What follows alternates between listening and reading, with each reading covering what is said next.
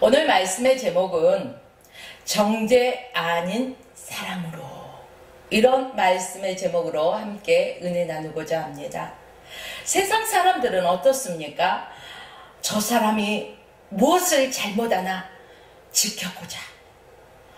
조그만 잘못이 있으면 그것을 들추기에 바쁩니다. 어떻게 하든 저 사람을 정죄하고 저 사람의 죄를 찾아서 저 사람을 짓밟고 내가 높아지려고 하는 게 보통 세상 사람의 방법이라는 것입니다. 여러분들이요. 그런데 오늘 말씀을 보십시오. 본문에서 어느 여인이 가늠하다가 현장에서 잡혀왔습니다. 자, 바리새인과 서기관들은요, 율법에 대해서요, 잘 아는 사람입니까? 모르는 사람입니까? 너무나 잘 아는 사람입니다. 그런데 이들이 율법의 조항을 몰라서 이 가늠하다 현장에서 잡힌 여인을 예수님 앞에 끌고 왔을까요? 아니요. 그럼 무엇 때문에 예수님 앞에 이 가늠하다가 현장에서 잡힌 여인을 끌고 왔겠습니까? 바로 예수님을 고소할 조건을 찾고자 함이라는 것입니다. 여러분, 오늘 말씀을 통해서 예수님이 어떤 판결을 내릴 것인가 궁금하지 않습니까? 매우 흥미로운 그러한 그림이 그려지지 않습니까? 예, 그렇습니다. 오늘 본문 사건을 한번 조명해 보십시오. 자, 사람들은요, 정죄하는 사람들이 있고 또 사람을 용서하시는 예수님이 있습니다. 여러분들은 어떤 편에 속합니까? 보통 관계 속에 있는 사람, 나와 조금 이 관계가 틀어졌을 때 그 사람의 그 제목을 찾아내며 그릇된 것을 찾아내며 흠을 찾고 정죄하는 편에 속합니까? 아니면 그 사람의 어떠한 흠이 보일 때 나도 똑같은 흠이 있는 사람이라고 생각하며 오히려 덮어주며 사랑으로 감싸주는 편에 속합니까? 오늘 말씀을 통해서 저와 여러분들은 자신을 한번 되돌아보기 원합니다. 오늘 1절부터 9절 말씀에 보면은요, 정죄하지 말라는 말씀입니다. 간음이라는 것은요, 율법에서 가장 엄밀하게 다루는 죄 중에 죄입니다. 특히 이 간음에 대해서는 어떠한 자비도 용서함도 상상할 수 없다는 것입니다. 그래서요, 이 간음하다가 현장에서 잡히면은 어떻게 됩니까? 누구든지 돌로 쳐 죽여라. 사람을 돌로 쳐 죽인다. 자비도 없어요. 긍휼도 없어요. 용서도 없어요. 얼마나 무지막지 합니까? 그렇다고 예수님께서 이 여자를 모세 명한 대로 만약에 돌로 치라 한다면 어떻겠습니까? 만약에 그렇다면은 군중들이 가만히 있지 않을 것입니다. 또 간음한 여인을 그냥 용서한다면 어떨까요? 그 여인을 용서한다면 무율법주의자라고 또 고소할 것입니다. 그러니까 한마디로 뭐냐면은 예수님은 이런 결정을 해도 용서하고 자비를 베풀어야 돼, 이렇게 해도 모세 명한 대로 그 율법에 위배됐다고 이제, 그쵸? 그리고 이 여인을 돌로 치라 해도 용서하라 해도 다 이 사람들은 빌미의 조건이 있다는 것입니다. 이미 계획적으로 철저하게 예수님을 고소할 조건을 가지고 왔어요. 그런데 참으로요, 우리 예수님은 어떻습니까? 그들의 생각을 미리 아셨습니다. 그들이 어떤 계략을 꾸며가지고 이 간음한 여인을 데리고 와서 예수님께서 어떤 말을 하는가 지켜보고 이렇게 답하던 저렇게 답하던 고소할 조건을 가지고 있다는 그런 계략을 미리 아셨다는 것입니다. 그리고 예수님은 어떻습니까? 모인 그들에게 어떠한 말씀을 하시기 전에 손가락으로 땅에다가 뭐라고 쓰셨습니다. 그렇죠? 그리고 난 후에 뭐라고 말합니까? 죄 없는 자가 먼저 돌로 치라는 것입니다. 여러분, 우리는요 생각만 해도 그게 죄라는 것입니다. 아우, 저 사람 미워 죽겠어. 그러면은 이미 살인한 죄. 저는 여자잖아요. 만약에 지나가는 남자가 그냥 아주 막 멋진 남자가 지나간다. 와, 저 남자 진짜 끝내준다. 멋있다. 그런다면 음욕을 품은 벌써 죄라는 것입니다. 반대로 남자가 여자가 그냥 아주 S라인 호리호리한 여자를 보고 이야 정말 끝내주네 오 하면은 그것 또한 간음죄라는 것입니다. 여러분요, 이렇게 생각만 해도 죄를 짓는 건데 먼저 죄 없는 자가 돌로 치라. 자기 자신을 되돌아본 거예요. 아니, 내 자신을 되돌아보니까 나도 죄가 있어요, 없어요?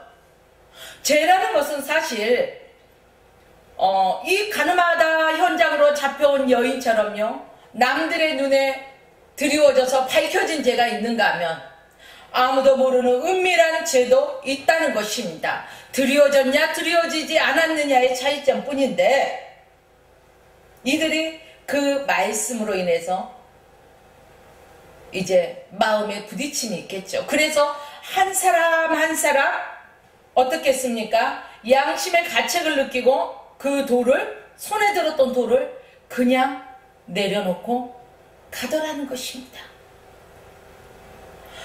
저희가 이 말씀을 듣고 양심의 가책을 받아 어른으로 시작하여 젊은이까지 하나씩 하나씩 나가고 오직 그 가운데 예수와 그 여자만 있었다는 것입니다. 율법을 잘 지킨다는 바리새인들까지 서기관들도 전부 다 마음에 찔림이 있었다는 사실입니다. 예수님이 쓰신 글과 말씀 앞에서 자신의 죄악된 것들, 자기 자신의 더러운 것들을 그들은 바라보았다는 것입니다. 오늘 이 말씀을 듣는 사랑하는 여러분들이요, 여러분들도 오늘 이 말씀에 비추어서 내가 지금 하나님 앞에 어떠한 존재로 서 있는지를 다시금 우리가 재정립해 보아야 할 것입니다. 그리고 하나님 앞에서 오늘 또 예배드리기 합당치 못한 모습이 있거든 철저하게 하나님 앞에 우리의 죄성을 내려놓고 회개하고 하나님의 긍휼하신 가운데서 우리가 은혜를 입어야 할 것입니다. 여러분들이요, 예수님 앞에서 의인이 있습니까? 없습니까? 없습니다. 인간은 모두 죄인입니다. 그러나 예수 그리스도를 믿음으로 말미암아 죄 용서받고 그 믿음으로 말미암아 의롭다 칭함을 받았다는 것입니다. 당시 유대인의 큰 고질병은 소위 율법주의적인 사회생활이었습니다. 율법이 한마디로 자가 되었어요. 율법이 한마디로 기준이 되었다는 것입니다. 그래서 이 사람들을 볼 때 저 사람이 율법이 어긋났나 아니면은 어긋나지 않았나 늘 그것만 바라봐. 그러니 사람을 정죄하지 않겠습니까? 율법으로 인하여. 여러분들이요, 이 율법적인 신앙생활이 서로를 정죄하는 풍토를 만들어버렸습니다. 율법으로 말미암아 또 다른 죄를 짓게 되었다는 것입니다. 유대계 지도자들과 예수님과 관계 적대적인 원인이 바로 율법 때문이라는 것입니다. 왜요? 예수님이 안식일날 병든 사람을 고치셨습니다. 그때도 그들은 무엇을 갖다 댔습니까? 율법을 갖다 댔잖아요. 율법이라는 자를 갖다 대면서 이 율법이라는 자로 탁 재는 거예요. 그러니까 삐뚤어졌어요. 어긋났다는 것입니다. 율법에는 안식일에는 뭐 하라고 했어요? 쉬라고 했어요. 그런데 안식일 정신에 병든 자를 고치셨어요. 그러면 그 율법의 자로 보니까 일하셨다는 거잖아요. 그래서 이들은 안식일을 범했다고 예수님을 비방했다는 것입니다. 비난했다는 것입니다. 그러나 말씀을 보십시오. 비판하지 말라. 그리하면 너희가 비판을 받을 것이요. 정죄하지 말라. 그리하면 너희가 정죄받지 않을 것이요. 그러니까 비판하면은 우리가 비판을 받고, 비판하지 않으면 우리도 비판받지 않고, 우리가 누군가를 정죄하면 우리도 누군가에게 정죄를 받는다는 것입니다. 우리가 누군가를 용서하면 그 사람들도 우리를 용서한다는 것입니다. 여러분요, 성경은 비판과 정죄를 하라고 했습니까? 하지 말라고 하고 있습니까? 금지하고 있습니다. 그런데 예수 그리스도를 믿는다고 하면서 수많은 사람들이 순간순간 비판합니다. 또한 정죄합니다. 예배당 안에서 예배를 드릴 때는 은혜로운 모습입니다. 그러나 예배를 드리고 딱 성경문을 나서는 순간 가장 먼저 다가온 것은 무엇입니까? 주차 문제입니다. 그것부터 시작해서 서로 비난의 말이 오고 가고, 받았다는 은혜는 쏟아버리고, 그게 보통 사람들의 모습이라는 것입니다. 그리스도인이라고 하면서도 교인밖에 되지 않는 그러한 모습이라는 것입니다. 여러분들이요, 오늘 그리스도인은 비판과 정죄를 금해야 된다는 사실입니다. 그 이유는 비판은 비판의 악순환을 초래합니다. 여러분들, 원수 갚는 일은 우리가 원수를 갚으면 또 다른 원수가 생기고 또 다른 원수가 생기고 그렇지 않습니까? 비판도 마찬가지라는 것입니다. 그래서 원수 갚는 것이 내게 있지 아니하고 누구께 있어요? 아버지께 있어요. 우리는 사랑의 대상으로만 바라보고 그들을 예수 그리스도 이름으로 사랑하고 비판하지 아니하고 정죄하지 아니하고 그들에게 자비와 용서로서, 긍휼로서 그들을 위해서 오히려 기도할 수 있는 것이 바로 그리스도인의 모습이라는 것입니다. 여러분요, 자기를 비판하고 비방하는데 가만히 있을 사람이 있을까요? 누가 나를 비판하고 비방한다 그러면 제가 가만히 있을까요? 누가 감히 지가 나를 어떻게 알아서 하면서 아마 그럴 수 있어요. 그쵸? 보통 사람. 그런데 예수 그리스도가 내 안에 계시면은요, 가만히.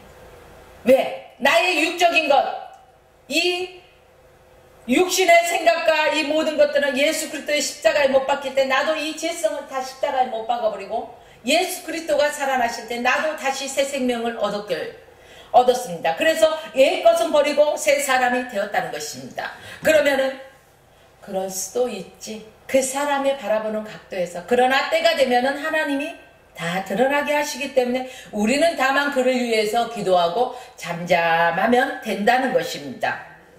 마음의 상처를 받고 우리는 보통 앙심을 품게 되는데, 오늘 이 방송을 듣는 여러분들, 우리의 마음에 어떠한 양심도 앙심도 이렇게 우리의 양심에서 앙심을 버리시기 바랍니다. 그리고 비판과 정죄를 버리시기 바랍니다. 누가 나를 비판하고 정죄하거든 그 사람을 불쌍히 여기십시오. 그가 장성한 믿음의 분량이 아직 안 되었구나. 그러면서 내 자신도 예전에 저런 모습이 있었는데 하며 우리가 그를 위해서 기도할 수 있는 그러한 성숙한 그리스도인이 되어야 된다는 사실입니다. 또한 비판과 정죄는 공동체 생활을 파괴시킵니다. 이 공동체 안에 그리스도의 사랑으로 서로 합력하여 선을 이루어야 되는데 자꾸 어떤 한 사람 속삭 해봐요. 그러면은 그 소리를 듣는 사람들은요, 이 비판과 정죄하는 소리를, 악한 소리를요 전염병처럼 번져요. 서로 빠르게. 이 마음에 불신이 생긴다는 것입니다.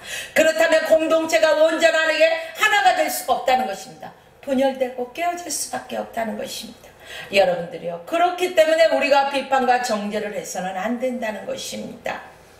건강한 비판은요, 사람을 성숙하게 할 수가 있습니다. 어떤 비판이니까 당신 이거 참 잘했습니다. 그런데요, 이것을 이렇게 조금 해보시면 더 잘 될 것입니다 라고 힘을 북돋아주는 건강한 비판. 이 비판, 어떻게 보면 비판이 아니라 비평이겠죠. 네, 이러한 것들은요, 건강한 성숙을 위한 것입니다. 그러나 잘못된 비판은 공동체를 파괴시킨다는 것입니다. 여러분들이요, 또한 비판과 정죄는 축복의 통로를 막아버립니다. 예수 그리스도 안에서 우리가 축복의 통로가 열려 있습니다. 그런데 죄는 하나님과 나 사이를 어때요? 가로막습니다. 그러면은 가로막혀 있는데 뭐가 통할 수 있을까요? 장애물이 있는데 이 장애물이 치워져야지 통로가 열립니다. 비판과 정죄라는 것은 죄입니다. 하나님 앞에 우리의 관계가 자꾸 죄로서 가려진다는 것입니다. 그렇기 때문에 축복의 통로가 닫혀버립니다. 여러분, 우리가 살아가면서요, 왜 사람인데 미운 마음이 안 들겠습니까?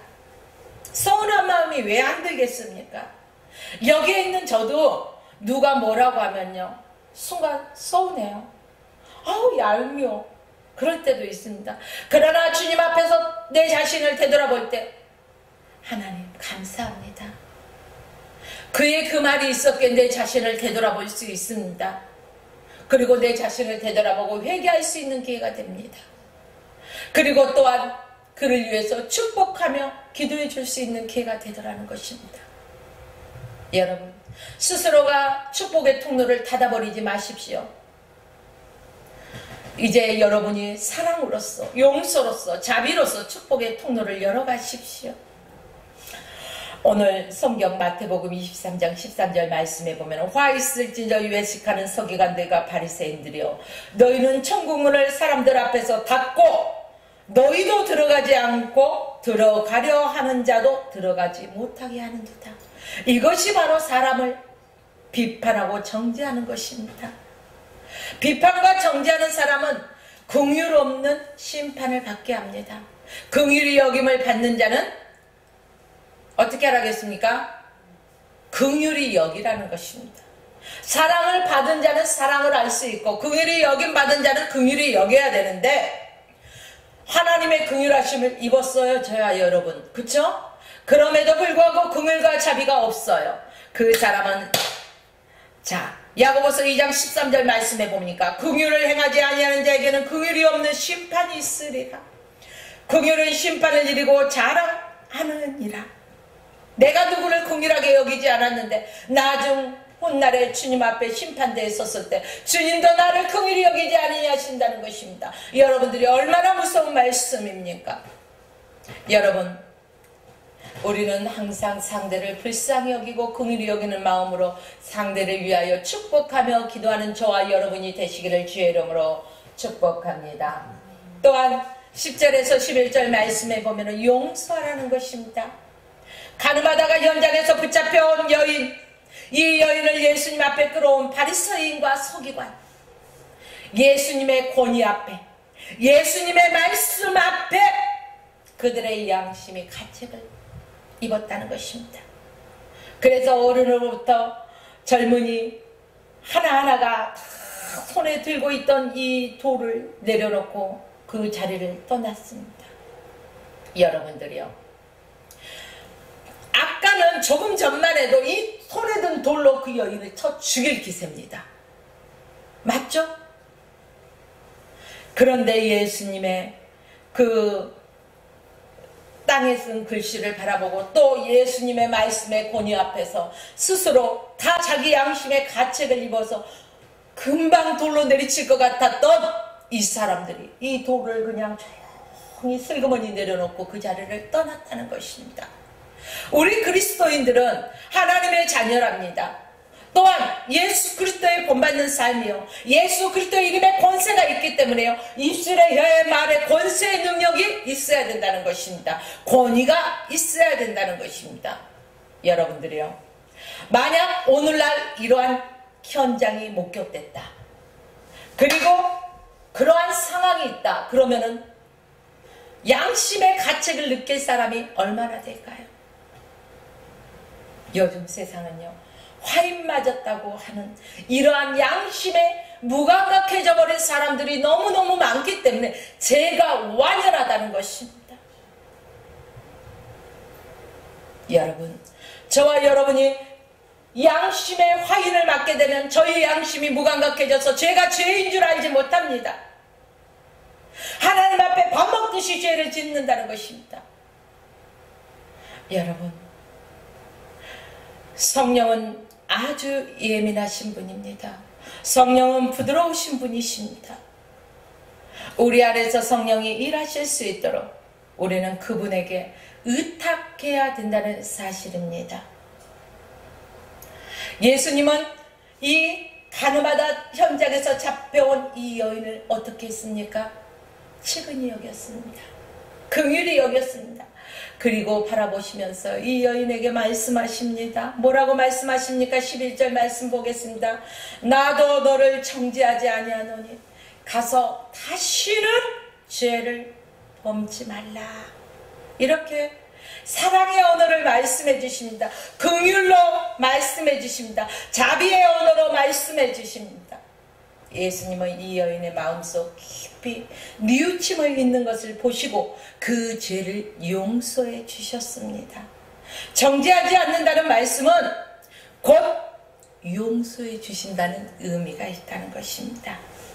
그리고 주님 앞으로 이 여인이 행할 일을 밝히 보여주십니다. 말씀해 주십니다. 어떻게 말씀해 주셨습니까? 다시는 가서 죄를 범치 말라. 여러분, 우리는 금방 죄 짓고 와서 하나님 잘못했어요, 용서해 주세요. 그리고 또 가서 똑같은 죄를 짓고 아버지 진짜 잘못했어요, 용서해 주세요. 또 죄를 지어요.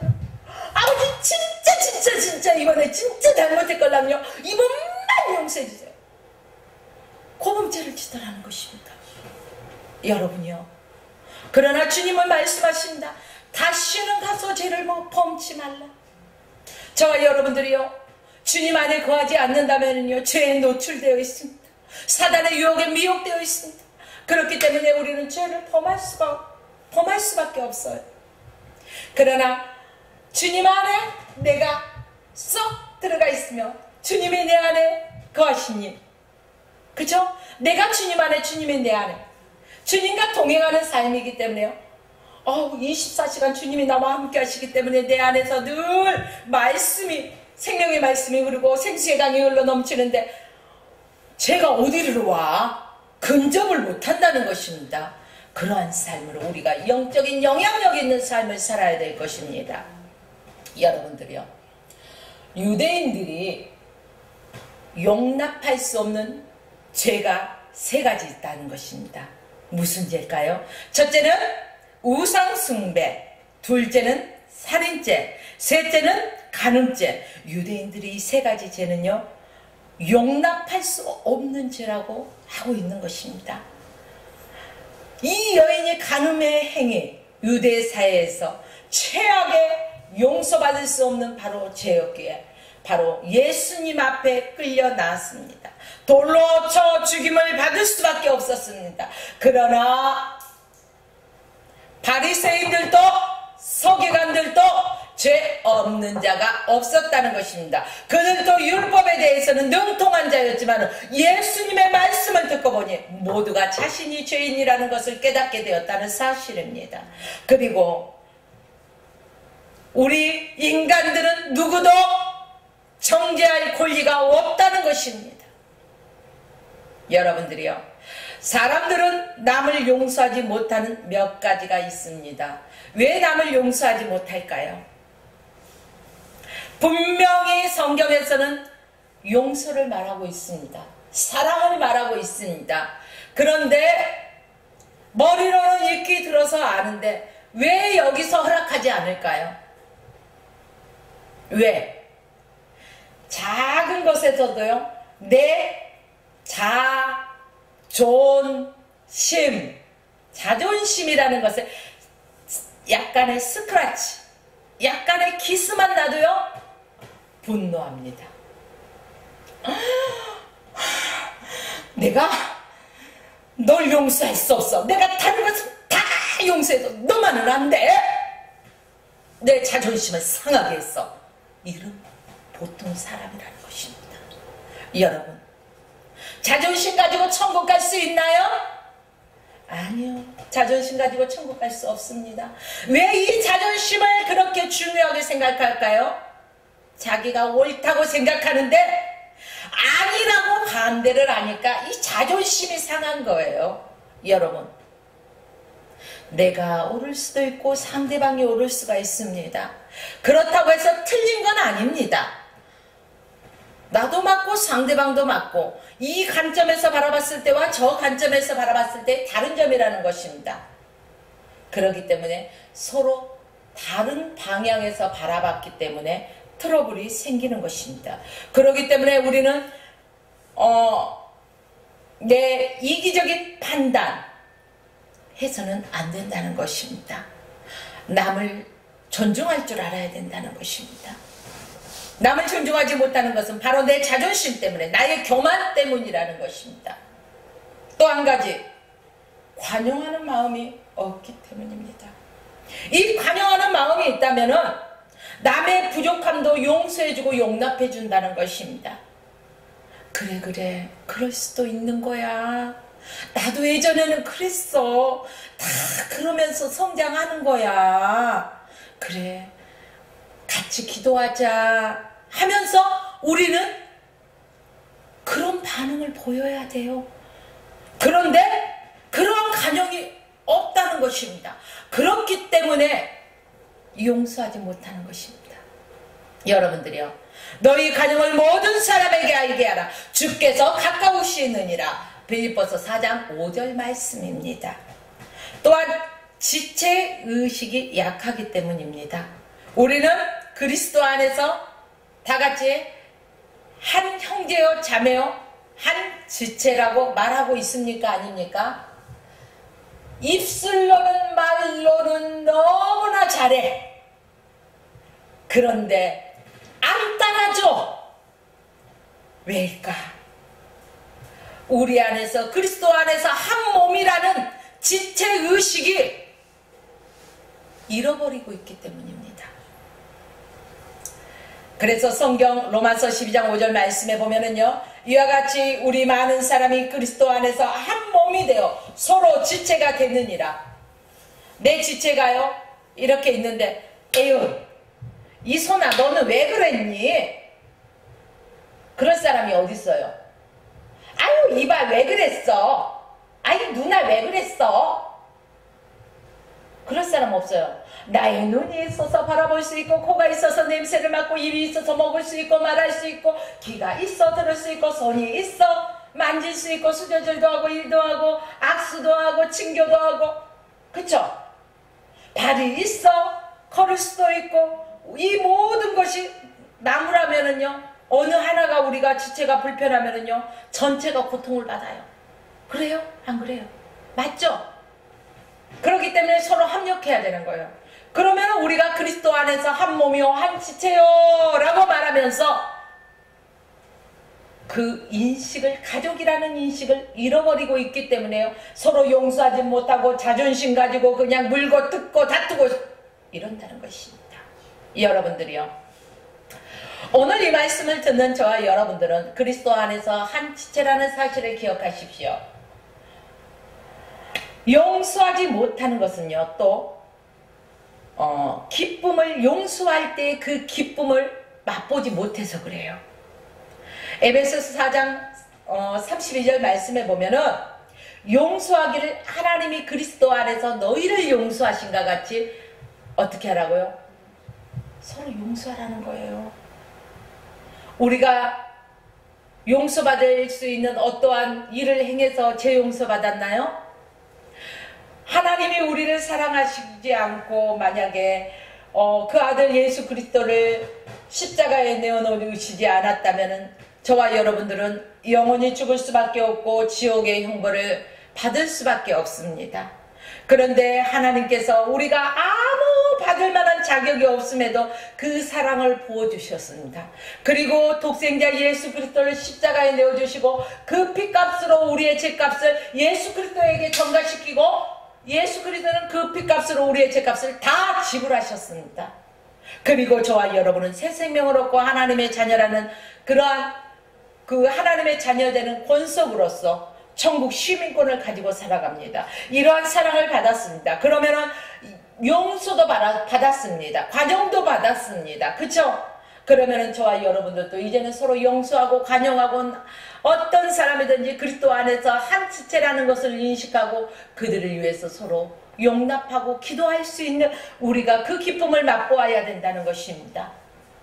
마지막으로 5번째는요. 그리스도의 사죄의 은총을 경험하지 못했기 때문이라는 것입니다. 로마서 5장 8절 말씀 보니까 우리가 아직 죄인 되었을 때 그리스도께서 우리를 위하여 죽으심으로 하나님께서 우리에 대한 자기의 사랑을 확증하셨느니라. 이렇게 성경에 기록되었습니다. 바로 우리가 아직도 모세의 율법 아래 있다면 가늠하다가 잡혀온 이 여인처럼 죄로 말미암아 정죄의 자리에 놓였을 것입니다. 그 누구도 다 마찬가지입니다. 단 한 사람도 피해갈 수가 없습니다. 그러나 예수 그리스도의 은혜로서 하나님의 은혜로서 저와 여러분은요 자유함을 얻었습니다. 죄에서 자유를 얻게 함은 보혈의 능력 주의 보혈. 죄에서 자유를 얻게 하는 것은요 예수 그리스도의 보혈의 능력밖에 없다는 것입니다. 시험을 이기는 힘도 예수 그리스도의 보혈의 능력이라는 것입니다. 오늘 저와 여러분들은 그리스도인입니다. 그렇다면 그 보혈의 능력을 힘입고 강하고 담대하게 나아가고 모든 죄를 다스리고 서로 용서하고 관용을 베푸고 서로 사랑해야 된다는 사실입니다. 여러분들이요 우리는 바리새인들처럼 다른 사람을 정죄해야 하는 그러한 입장에 서서는 안 된다는 사실입니다. 나도 죄인이었습니다. 나도 당신과 같은 똑같은 죄인이었습니다. 그러나 내가 예수 그리스도를 믿고 제 용서함을 받았습니다. 여러분이요 당신도 예수 그리스도를 믿어보십시오. 내가 믿는 그 예수님을 소개합니다. 그 예수 그리스도를 믿을 때 당신도 자유에서 자유함을 얻을 수 있습니다. 제 용서함을 받습니다. 하나님의 백성이 될 수 있습니다. 저 지옥의 영원한 형벌을 받지 않고 하늘 천국 시민권을 받아서 주님과 함께 영원히 왕노릇하며 살아갈 수가 있습니다 라고 우리는 전할 수 있어야 된다는 사실입니다. 이 세상에서 죄를 범하지 않는 사람은 단 한 사람도 없습니다. 여러분이요 우리는 그러나 어떠한 죄를 지었던 간에 하나님은 긍휼이 많으신 분이십니다. 그렇기 때문에 자기의 죄를 자복하고 회개할 때 하나님께서는 그 모든 죄를 용서해 주신다는 사실을 믿으십시오.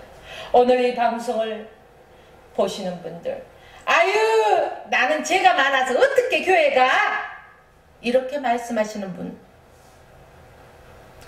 여러분이요 우리는 누구나 죄인이기 때문에 그 죄의 용서함 받기 위해서 예수 그리스도를 믿고 하나님의 백성이 되는 것입니다. 여러분들이요 천국은 의인인 척 하는 사람이 가는 것이 아니라 죄 용서함 받고 믿음으로 의롭다 칭함을 받은 자들이 하나님 나라에 가는 것입니다. 우리가 어떠한 죄를 범했을지라도 예수 그리스도 이름으로 회개하면 의롭다 인정함을 받는다는 것입니다. 정죄가 아니라 바로 사랑. 우리가 용서하고 섬기는 자의 삶을 살아가시길 주님의 이름으로 축원하며 오늘 말씀을 마칩니다.